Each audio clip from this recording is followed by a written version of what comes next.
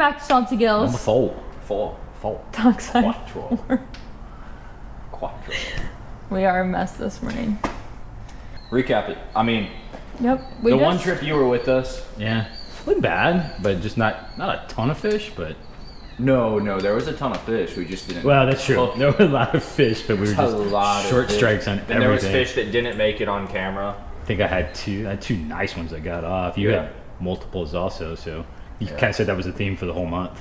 That's been the theme for the whole month. I mean, hard to hook up, hard to find trout willing to eat. Then when you find them, they're hitting it real weird. Yeah. And then the wind just picks up, and you spend.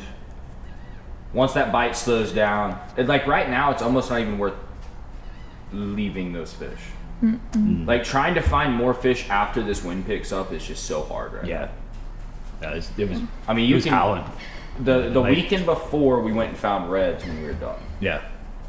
But it's just been, Yeah, that was with your dad and Grace. it's just been difficult. I mean, once you leave them, like if you find them, stay there.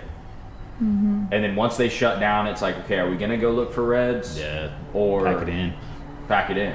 Or in our case, attempt to go drive around, realize it's rougher than snot outside, and then go find somebody that's stuck and Yeah. help them have phone service. Hopefully, all this blowing and going now will result in some doldrums. During What the is doldrums, that? What is a doldrum? the wind doesn't blow, so Goes two that way we can ways. get offshore because we haven't been offshore since our failed attempt in February. Well, no, I mean it was successful at the end. We got snapper. But yeah, like this weekend we got what 10s out there. That's what they're calling for. Yeah, next weekend's like 5 or 6s, so they're just not looking good right now. It's been tough. Yeah, I don't even know if anybody's getting out. I haven't heard reports from anybody. Man, somebody out there. snuck out of Michael snuck out of Galveston on a Thursday. A couple of people snuck out during the week if you're lucky enough to have the time off to go.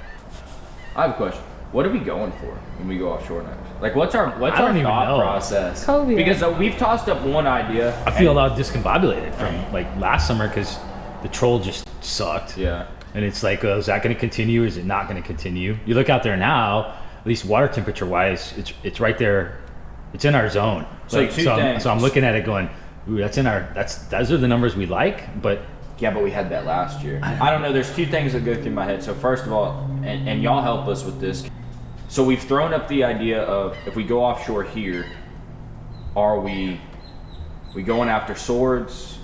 Are we going to try to troll? What's the move there, right? We deep drop in and then swords, chase some grouper, or are we taking this thing down to South Padre and trying to get on the cobia before they leave? yeah. And take the little boat out, go pound the rigs, go pound some reefs that we have that are in 50 feet of water, crystal blue water down there. Targeting cobia. But yeah, y'all let us know what you'd like to see, because I think at this point we're kind of indifferent. I would love to go down and chase some cobia just because it's something different. For sure. And they're here until like June-ish down there, and then they kind of disperse again. I looked the other day and it's nasty water all the way out to probably the 100 fathom. It's ways out there. So I was like, wow, maybe it's a good thing we can't go right now. But maybe that's because the seas have been so bad too. Well, we've had a lot of brown water in Baffin as well. Well, I mean, they got brown tide in Baffin right now. Yeah, you were saying. I didn't see it as much because you guys saw it a lot more being down here fishing every weekend. So yeah, and then I know a couple of the guys that work for Hart. They've definitely. It's brown tide. It's not major right now, but it's gonna stay dirty. So I mean, my only outlook on this is it's not bad yet. Those trout aren't gonna leave. They're still up in there, but it's not bad yet. I mean, you've seen me do it. It was when that water in Baffin starts to get less and less desirable. It hasn't pushed people out of Baffin yet because they're still catching fish. But once it gets more difficult, they're going to leave Baffin. They're going to go start trying to find cleaner water. That dirty water is going to deter them. My only plan for like the next period of time that we're still in this bay, we went and found fish outside of Baffin. yeah, We're going to go target those fish while there's no pressure on them. We're going to go pound these fish. And then when everyone else gets tired of dealing with the dirty water in Baffin, go back. we're going to slip right back in there. It almost can work in your favor. Yeah. I mean, the fish are gonna stay in there. They're gonna move around a little bit more. They're gonna act a little weird, but it's not gonna take every single fish out of Baffin and move them. I mean, it's just not. Yeah. Going into that, I mean, we've been in pre-spawn and spawn. I know. So speaking of spawning season, these trout are in their spawn currently. They're spawning. What is that? Like for people who don't know. Oh, I mean, that's just when they And they're laying their babies. lay their eggs. Yeah, go up, get, Well, get a little shallower. I don't know. For me, it's always been like a controversial thing because trout have eggs in them year round. Mm-hmm. Like, I'm not a biologist. That'd be cool if you like really talk with somebody that was willing to share their knowledge on that. It doesn't make sense. Like, there's like another lapse, like in, what did I say, like September, Yeah. where those fish end up with eggs in them again. I mean, we don't keep enough trout for me to really keep tabs on it, but Right. like I'll cut open trout that like died on a hook, and I'm like, that fish has eggs in it in September. Like, what is she doing with those eggs? She doesn't have them in her in the winter. There's no eggs in fish in the I don't know winter. enough about it. I'll have to do some research on that. There's like a time of year, like what we're seeing now, where the females, like if you get a thump, and if you don't throw back to that same spot, she's not thumping it again. Like, she's locked in on a bed, she's Yeah. making a bed. Just like a you went bass. right over Yeah. her head. Yep. But the males, and this goes to what I think you're fixing to ask, is why are you catching more? Seems like we catch more males. It's like they're more aggressive, or they have a more opportunity. It's like those females are locked into a bed, they're laying eggs, they're tired, whatever. If you don't put it right next to them, leave it alone. Yeah. But I was those like that. males are being super aggressive. And you hear, I mean, you know that you're catching more males because when you grab them to take the hook out of them, they're drumming. Yeah, they drum. And Or grunt. only males can drum or grunt, whatever you want to call it, like that. They have that little muscle. Yeah, it's And I above don't their remember swim what it's bladder. called. It's above their swim bladder, and females don't have it at all. No. But I don't even know. I'll put a graphic up so that you can see it, because that's how I found out about it the other day. They have a muscle. I'll that- put the graphic up, but it's really interesting to see because females don't have it at all. No, they have eggs. They have instead, ovaries. Or ovaries or whatever. Something. They have egg sacs. General female. Yeah. Biology, male biology, Anatomy. anatomy. I There you missed go. this part in class. It was always weird. So when the females are sitting on their beds, what do you think is the best way to work the lure, or what kind of lure to get them to eat? I Just don't know. low and slow, or For me, it's like, we've talked about it before, is like there's two ways to get a trout to eat. And it's either a reflex bite or like stop making that noise bite. Yeah, go away. And except when they're hungry. And I think you when hit they're on it hungry- a second ago. It's like if she thumps it, she's just trying to get it out of the way. Yeah. But if you She's throw like, it, get away from me. if you throw it back in there enough, they get ticked off enough where they'll just eat it. Well, like, I think we've been on it for the last 3-4 weeks. Is like, I want a lure that stays where I want it. Yeah. So I don't want something that I'm not just banging it, unless it's top water. And even the top waters, I'm working slow. I'm trying to keep it right above their heads longer. Right. I'm going twitch, twitch, twitch instead of that twitch, twitch, twitch, twitch, twitch, twitch, and then like a down south, or like, I really like the gamblers. When I'm trying to fish slow, the reason I like the gamblers is the gamblers stand up. A little bit bigger tail too. Well, no, but like when you work a down south, it lays back down. Like, you let it get to the bottom, it lays flat. That gambler with a front weighted jig head, it stands up like this, and then when you twitch it, and then it stands back up.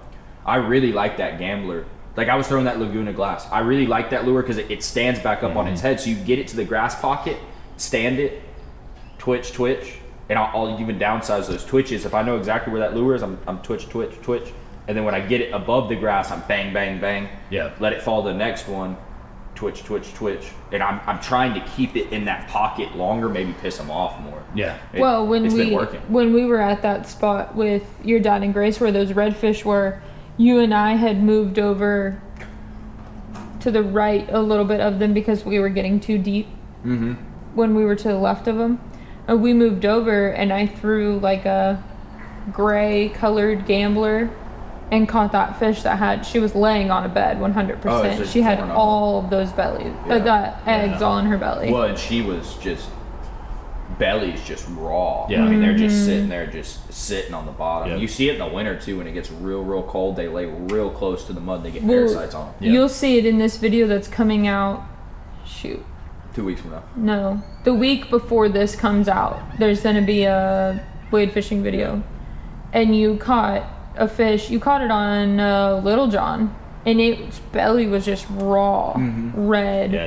This time of year, it always gets like. So you're saying you're working it just a little bit slower, just to try and. I'm just trying to keep it in their face longer. Yeah. Yeah. I mean, just Kind of what I did last weekend. I noticed sort of the same pattern was like you talked about on the grass. You got to go faster. You're going to get hung up. Yeah. But a lot of times that's where those reds were slamming it. Well, this is But the then only. you drop it down into that sand hole, and it's like just almost letting it fall to the bottom. Well, this And is the only time of year that I'll actually go to a weedless jig head. Yeah. Like I feel like, not a weedless jig head, like a weedless, the Setup. Z-Man wobble eye, like worm style hook. Oh, I saw those. In the All, box. yeah, that's a little secret I Those keep are in my weird box looking. from everyone. Yeah, it's like, what lure are you starting with? I'm gonna. I don't Get know. over What here. lure are you starting with? Man, I'll get to a point where it's like when we start working that grass, if they really are up in that grass, like the tide's up right now, they moved back up into that Yeah, grass. for sure. So if I know that they're back up, I'll put that weedless on. And it's going to affect your hookup ratio just a little bit, but you're getting hits you normally couldn't get with the jig head because Right. you're not grabbing grass. Right. Right. And then those little wobble jig heads, the way those hooks go into lures, you're losing a little bit of form, but those wobble jig heads, they let it kind of Yeah. sit there and do its thing while that head's on the bottom, and it still lets them move. Yeah, move around. I think another thing that I notice that I do a lot in the springtime when it's spawning season is I work almost like a tighter pattern. You have to. Yeah. And I make sure I hit Yeah. every single, like if you're thinking about it as a clock, I make sure I hit every single area. Yeah, like in our case, throw your grid, and then we're kind of like walking the whole time, Right. just steady. It's like last 3 or 4 weeks, it's like bang this real tight grid, and then move forward like 15, 20 steps, Right. and then bang Yeah. another tight grid, and then move forward 15, 20 Like this steps. past weekend, I was seeing the potholes, and I was kind of just going from pothole to pothole. Little, especially when the tide dropped out. Well, I and was like, once you figure out that they're in those holes, Yeah. it only makes sense. What's your inshore setup? And what do you like about it? Because I don't think we've really gone through our inshore setups very much. Chris has mentioned his a couple times, which is a Vega rod with a bait caster. Yours is Yeah, I mean, we're all Shimano. yeah, Shimano and Waterloo. everything. And Waterloo. Waterloo rods. Yeah, Shimano, Waterloo rods. All of our rods. I mean, you're fishing my setup right Yeah, now. I got off my Walmart special stuff and on yours. Yeah, I It's mean, travel rod. you're fishing a 2000 or 2500 Stratic. You're fishing a 2500 Stratic. Yes, I and was then, fishing. Everything was Daiwa before I Yeah. switched over to your stuff, but yeah. Well, offshore definitely now, tell the difference. Offshore now, we're Shimano and Avid, Yeah. and that's it. Yep. And then inshore, I'm just Shimano. I mean, there's other stuff out there.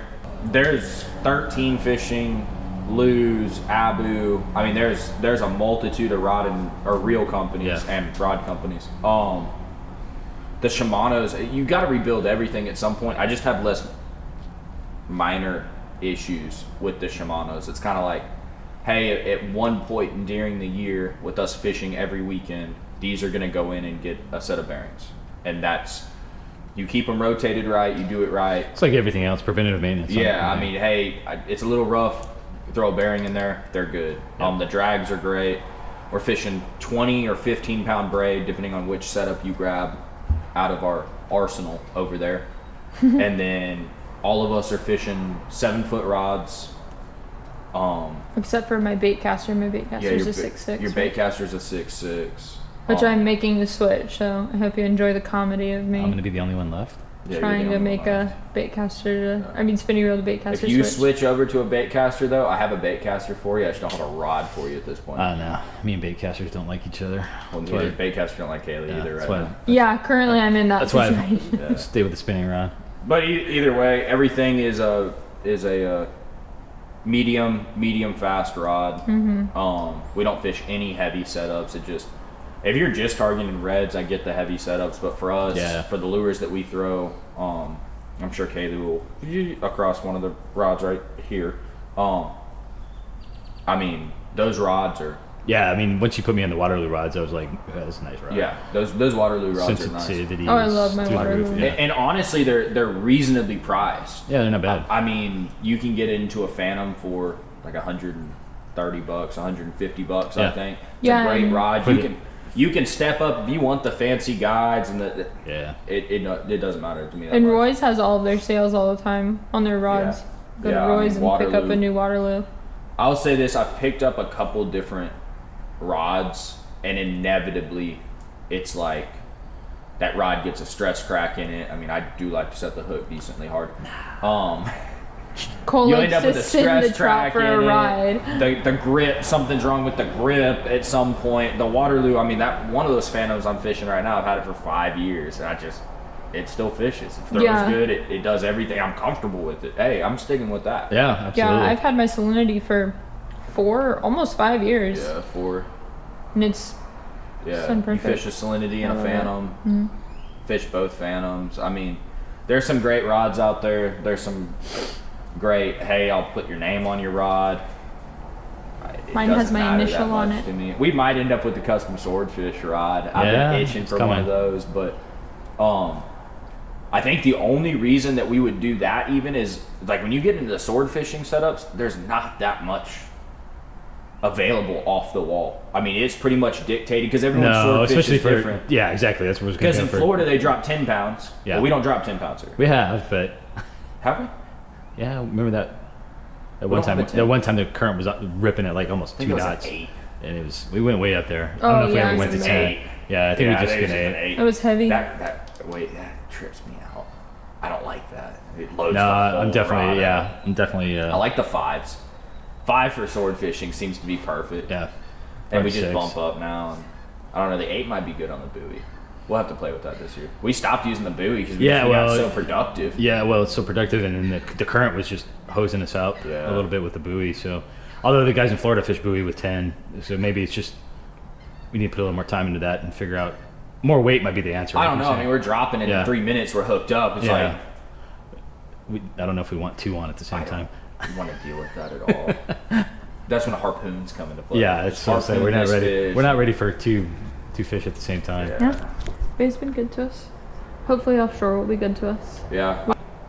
I think something we need to do better about this year, and we've talked about it, is those of y'all that are watching, we need to show y'all how easy it is to be safe and plan and take a smaller boat out than we did last year. Yeah.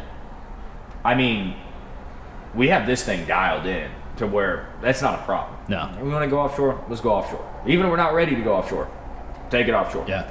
It's not hard to be prepared to go enjoy yourself at 15, 20 miles in one of these boats or I will say I do enjoy my gunnels a little bit. Yeah. More than on your boat. We're cooking into an interesting summer. I mean, I think... Yeah. Well, we got my boat back. Everything's fixed up. We haven't run it out there yet. Did some maintenance work on the trailer this past weekend. Replaced the bunks. The bunks. She's got the bunks in my barn. I'm happy. Thank God. There's a lot of things that we're learning about this. Hearing feedback from y'all and everything. I think just going more into it is important. Yeah, well, anytime you start doing something, you want to learn, get better, and do it. So there's things that we took for granted. That not took for granted, but there's things in the way that we do things. It's just automatic for us. It's automatic for us that y'all want to be keyed into. Yeah. And we just doing our best to try to capture all of that. Learn as we go. Do some more lead up into, hey, you know, if you're taking this little boat offshore, what do you do? Or if you're planning for a day of trolling, a day of, you know, how can we show y'all how to help if you are getting on somebody else's boat, or if you're doing it yourself, or how do you be prepared for all that? I think another thing we're gonna do a little bit more of this year is some dead bait trolling. I'm pretty much just lures, but I've done a lot of dead bait trolling. That was the plan the day my motor went down, was we gonna drag some ballyhoo. Yeah. Kind of for the first time, because we have been just exclusive lures. Well, I used to do it. It was like an output thing for me. Was like when we jump on some of these owners' boats, if you just fish lures, like in the back of their mind, if it's just a slow day trolling, they're like, well, I bet we'd do better if we had ballyhoo. Right. But it's something we got away from, and I mean, you've done it, I've done it. We're just start doing it again. It's change, fishing changes, so we got to make sure we talk about adapting, so maybe we got to adapt. Well, I think that does it for Dockside number 4. What else we got? Yeah. I don't know. I think that's it. I mean, anything that y'all are interested in. Kayla's doing a pretty good job of collecting info on what we need to talk about. It's coming up. We're about moving to May, so maybe we'll get some trolling, hitting the bay. The next Dockside, we're going to be talking about how great the topwater bite's been. Maybe a South Padre trip onto the Cobes. I don't know. We'll see. We'll see how Comment it pans down out. below. Let us know what y'all want to see. Go catch tarpon in South Padre. Ryan's camera's dead. Guys, like, subscribe, follow. Comment down below what you would like to see from us. What do they need to do? Come get some. SaltyGillz, come get some. Later.